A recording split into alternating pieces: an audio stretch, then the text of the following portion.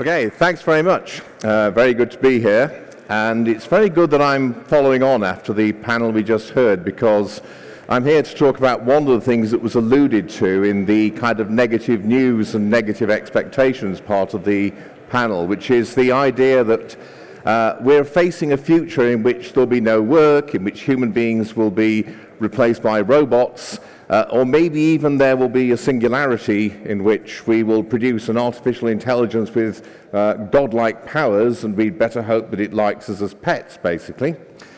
So what I want to talk about is what is actually likely to happen in terms of automation. And although it says here good and bad effects, actually the thrust of my argument is that most of the effects will be positive and beneficial, and at least one of them I think is going to be quite surprising to many people, but I think most of you will agree highly beneficial.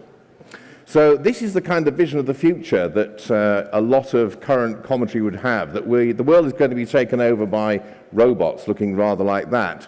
Actually, for various reasons, which I'll touch on later on, that kind of robot is vanishingly unlikely. That's not the kind of robot you're likely to see. Much more likely to see things like this, which in fact we already do have in very large numbers in the manufacturing sector in particular, but also elsewhere. And the fear is these robots are going to do all the kind of work that human beings now do. Another reason why there's increasing interest or concern about this is to do with this event here, which was probably the most important news story in many ways of the century so far.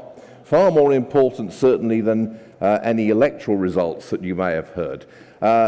Some of you may know what this is about. This was the announcement that DeepMind, an artificial intelligence developed by a company owned by Google with the same name, had been able to defeat the world's best Go player 3 times in a row. Now, the reason why that was such a significant breakthrough is that the game of Go, played mainly in the Far East, is more complicated and difficult to analyze than the game of chess by at least an entire order of magnitude. And so producing an algorithm, an artificial intelligence, that was capable of actually defeating the world's best Go player was vastly more difficult than to produce one that could defeat a chess grandmaster. And by doing that, the way that Google did it was to produce an artificial intelligence that was capable of learning and reprogramming itself. And that was a fundamental breakthrough in the whole science of AI. And it's led many people to think that really we're moving into an era in which AI is going to take over an ever larger part of human life. So how many jobs are actually at risk? There's a number of surveys being done, and that's the kind of figure that most of them give. Top end, about 60% of all currently existing jobs. Bottom range of the general estimates, about 35%. The OECD does think it's going to be a lot less than that, but I think the OECD's reasoning is actually flawed. And that in fact these much higher range figures are much more likely and realistic to happen. By the way, whenever you read high risk of automation, what that technically means is that there is a better than 80% chance that within the next 10 years the job will be automated and done by either algorithms or robots. Now, what kind of jobs? Well, you can see this is one of the surveys, shows you some of the jobs that are likely to disappear. You'll notice that loan officers is pretty much certain to be done by a computer. Any of you who've watched the British TV comedy series Little Britain will know that it's the computer that says no anyway, not the actual human being you're currently interacting with. So I think we're already halfway there. Now you'll notice some of the other things there. Notice that lawyers is down at 4% on that survey. For reasons I'll explain, I think that's actually incorrect. And also you'll notice that on the other hand, things like elementary school teachers, 0.4%, that probably on the other hand is correct, but more of that in a second. Now, the thing is this, it depends upon whether the major breakthroughs come from robots or artificial intelligence. If robots are the main thing that we see taking over, then what is going to disappear, as it says here, is unskilled or less skilled work. and also work that is very much mechanical and repetitive. This is, in other words, a continuation of the process we've seen going on with mechanization for the last 200 years. So if robots are the major factor, that's what you would expect to see. However, if it's AI, then a whole lot of other jobs will come into play. Because basically, any job that is reasonably routine, that can be broken down into a series of discrete and identifiable steps and repeatable steps, is highly susceptible to being done by an algorithm. And what that means is that many of the jobs that people do not normally associate with being at high risk of automation actually are if AI becomes the major factor. Now, for example, you'll notice on that table I just showed you that lawyers were at low risk of automation. Actually, they're at high risk of automation. At least the what you might call the routine legal jobs are at high risk of automation. Not much chance of a barrister, a courtroom lawyer, being replaced by a robot, but the chance that a routine attorney who does like standard contract work, title transfer, divorce work, the chances that they will be replaced by an algorithm are actually quite high. So if you think about it, you're going to see various things: vegetable pickers, logistics, warehouse work, taxi drivers, very likely to be automated. On the other hand, it's also the case that lawyers, doctors, many jobs in financial services, very highly likely to be automated. If you consult with an artificial intelligence algorithm, recent research has shown, you're much more likely to get a correct diagnosis than if you actually see a human doctor. Not least because the algorithm can work 24 hours a day, it never gets tired or hungover or stressed or any of these things, and it can almost instantaneously access the entire global knowledge base of medicine and your likely conditions and other things. So algorithms are actually much better for things like routine diagnosis and a lot of general medical practice than human doctors are. So it's a whole range of jobs that are likely to be at risk. The OECD arrives at the argument that only a small number of jobs are going to be automated by saying that any job that involves human interaction is going to be safe. But that clearly isn't true. I do remember that many years ago when the auto teller machine was introduced, people were saying, it'll never take over. People like the human interaction with the bank cashier. They like to have a chat with somebody, another human being, while they're getting money out. Turns out, no, that's not true. People just want to get their cash out of the bank and bugger off. They don't want to interact with somebody else. In fact, you all know the people who do want to interact with the teller are the really annoying customers who cause long queues. So the reality is that, in fact, there are many jobs which are like that. They involve human interaction, but that's actually not a crucial or critical part of the job. Take, for example, seeing a doctor. Do you really need to talk to another human being? You might actually, in many cases, prefer not to talk to a human being, because you might feel much freer about confiding certain things if it wasn't another actual person who might judge you that you're dealing with, just a robot. On the other hand, I think primary school teachers almost certainly are safe for the reasons the OECD gives, because that is a job where human interaction is a crucial part of the work that's actually being done, and therefore it is very unlikely that you'll get a robot teacher. Although I have to say, from my experience, robots would be better than some of the teachers you have out there. So the big two categories, though, of jobs that are not going to be automated are the ones at the bottom of that slide. First of all, jobs that involve human creativity or human judgment. So in financial services, for example, routine financial trading is already being largely taken over by algorithms.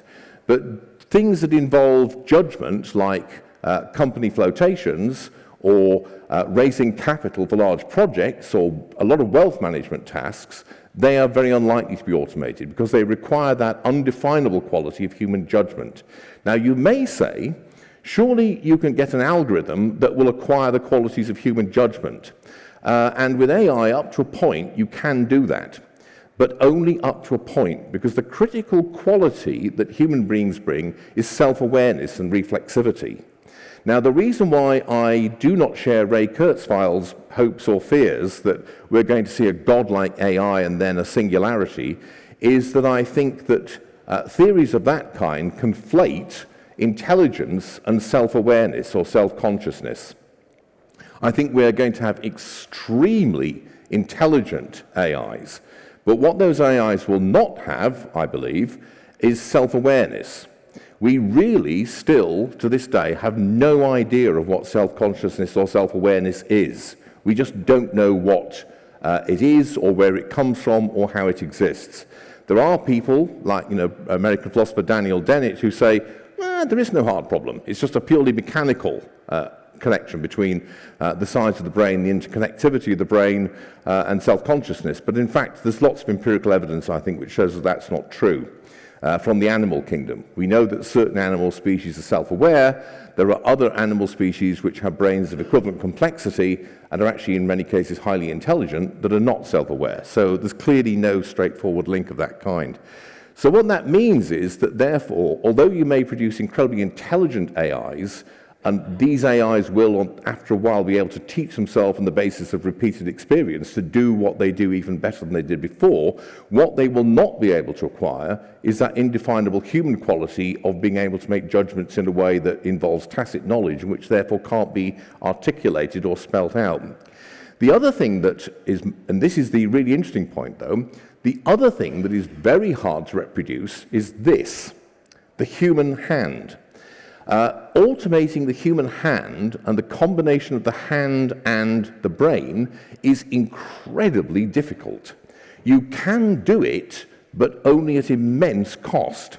That's why robots of the kind you saw in the first slide are very, very unlikely to actually be made except as toys or gimmicks. Because trying to actually produce something which is like a human being in terms of its dexterity at a cost that makes it usable is vanishingly difficult. So what does that mean? There are two ways you can respond to it. One of them is we shouldn't panic. We've seen all this before. This is about the fifth or sixth panic about automation in the last 200 years. What has always happened before, and economic theory predicts this is going to happen again, is that actually you will have more jobs, not less. They will just be different jobs. The second response is, well, okay, let's say we do get rid of paid work. Why is that a bad thing? And this is a quite common response in certain parts of the radical parts of politics at the moment. The idea that what we're actually going to end up with is something like the kind of ideal society that the young Marx dreamed about, where you can do 5 or 6 different things before dinner and that kind of thing, because you no longer have to do alienated labor. I personally think that is not going to happen. It's much more likely that actually what we will have is lots and lots of new jobs, but radically different ones from the ones we have. So this is so those are the two scenarios. The first scenario, as I say, is the one that basically we do give into the land of the lotus eaters, or the world of the culture. The other is there's still plenty of paid work, but there is going to be a big change. Now, what kind of jobs are going to go? My argument is, as you've heard, that AI is going to have the big impact, not robots. So it's mainly white-collar professional jobs that will go. There will be some manual jobs that will go, so you won't have truck drivers, you won't have taxi drivers, you won't have so many people working in warehouses, but the really big impact, I think, is going to be in white-collar, low-end graduate professional jobs of the kind I mentioned. That has significant political implications because a lot of these people are going to be rather upset at the way they've had to suddenly change their life plans, and that's likely to have all kinds of political effects. On the other hand, what is going to grow? And this is where I think you have the surprising good news. Lots of jobs that involve creativity. So it's pretty good being a musician, pretty good being an artist, a designer of any kind, any job involving creativity. What AI will do here is make you able to do that kind of work even more effectively and productively than you can now. But the big surprise I predict is that you'll see a huge revival and growth in old-fashioned manual labor. Because remember, manual dexterity is one of the things that's very, very hard to automate. And so what you're going to see is a huge growth in both the productivity, because of the enhancing effects of AI, and the number of jobs involving manual labor. And you're going to see, in fact, a revival of manual labor. So actually, this is really good news if you want to become something like an electrician, a surgeon, a pipe fitter, a skilled tradesman of any kind. You're likely to have lots of work, and it's going to be likely much more productive and therefore much higher paid. This is not something that many people expect to see. We tend to think that manual labor is going to be the thing that will vanish, but in fact, I think the impact on manual labor is going to be much, much more limited. And so generally, what we should do is regard this with considerable optimism. I think that like all the previous episodes of major automation and mechanization, this is going to actually increase human well-being. It's going to make us vastly better off. It's going to resolve quite a few social problems, but it will cause some problems and some challenges. And the major challenge is going to be, what do we do with all of the middle-class graduates currently working as routine workers in the financial services sector or in law or in other areas like that, who are likely to become unemployed. Now, I'll close by saying one thing. People think, oh, there's all these millions of jobs out there. How can we possibly replace them? Let me give a very quick example of how this has happened before. In 1900, there were 2 million horses in London.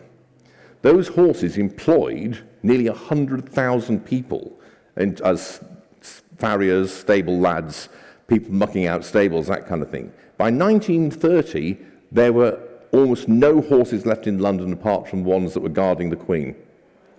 All those jobs had gone. An entire, hugely important part of life had gone. Did anybody notice a major impact on employment? No, because they'd all gone on to do something else. And I think that's what we will do. But what we do have to do is to calm down the panic. So thank you very much for that.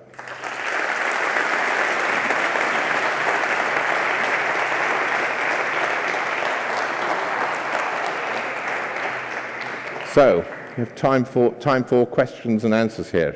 Yes.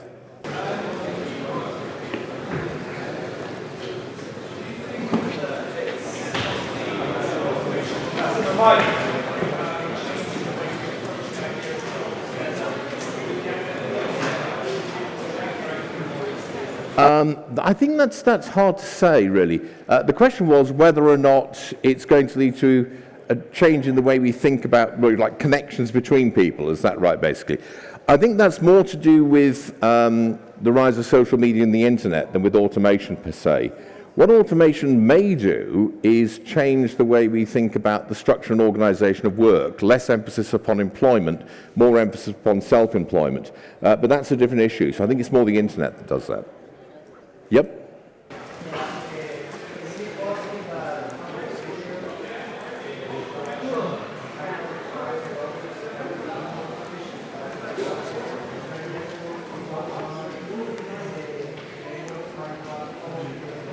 Yeah. Okay, so the question here is, isn't it possible that in the future we will indeed be able to make manual, produce something that will replace the human hand and eye, basically?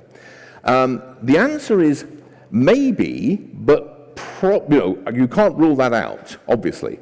But the inherent difficulty of doing that at a reasonable cost is so great that it's not likely to happen soon. And what you need to do, and not just in this area, is distinguish between what is technically feasible, what the engineers can do, and what is economically feasible.